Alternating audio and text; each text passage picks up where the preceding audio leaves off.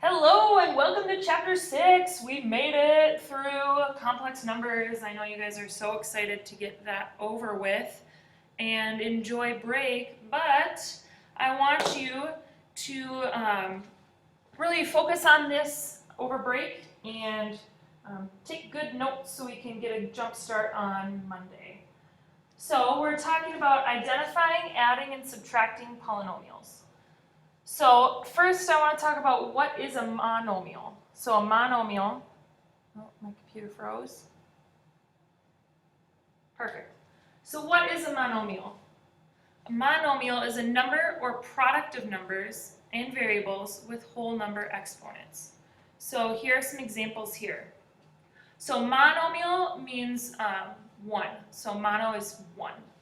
That's why each of these examples here are written as one term. So what is a polynomial? Polynomial is a monomial or a sum or difference of monomials. Now that sounds confusing, but here are some examples down below. So this again,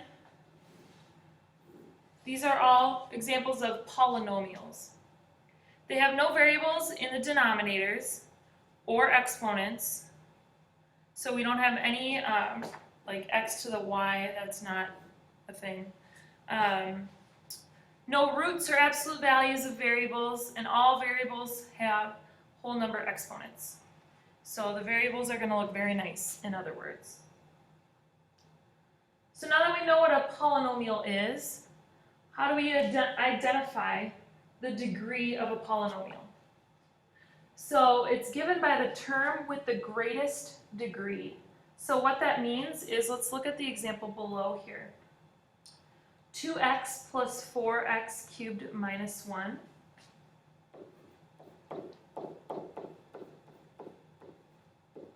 So the term with the greatest degree is this one right here. And the degree is 3. So just keep that in mind. So standard form here is going to look a little bit like this picture below. We have 5x cubed plus 8x squared plus 3x minus 17. Now I want you to notice that here's our degree of terms, what we just talked about.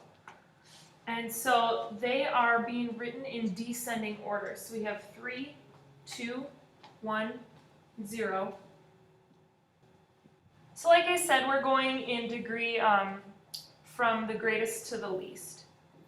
You can go see we're going from 3 to 0. So I also want to highlight a couple things in here. Our leading coefficient, that's not going away. We talked about that a little bit ago. That's just the number that is connected to the highest degree polynomial. So let's do this first problem together. It says rewrite each polynomial in standard form. Then identify the leading coefficient, degree, and number of terms. And then name that polynomial. It's a fun little game we like to play.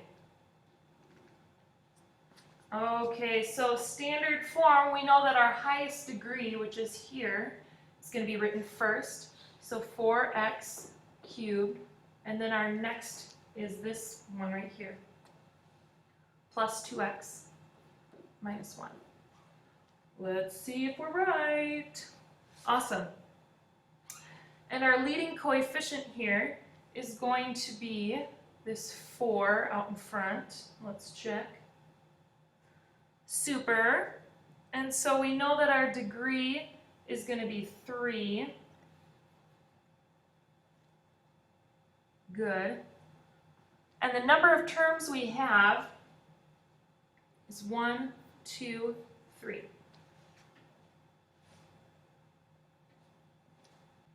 And lastly, name that polynomial. Cubic trinomial. So what that means is cubic because we have it to the power of 3, and it's a trinomial because we have 3 terms. And our last problem here, we want to write it in standard form, so we pick out which one is the greatest, which is right here. So we have x to the 5th power plus 7x cubed minus 11x minus 2. So let's check. Awesome. The leading coefficient is going to be a 1. Come on, 1. Good. The degree is 5, which is right here. There are 4 terms. 1, 2, 3, 4. So what that name is,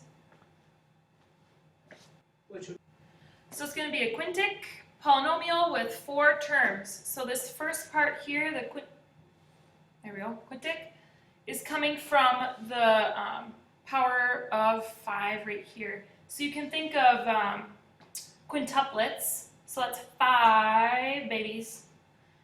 And polynomial with 4 terms. So how we're naming things is we're naming it by the degree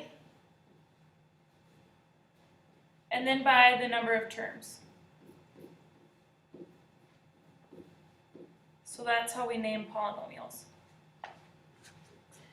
Stay tuned for part 2.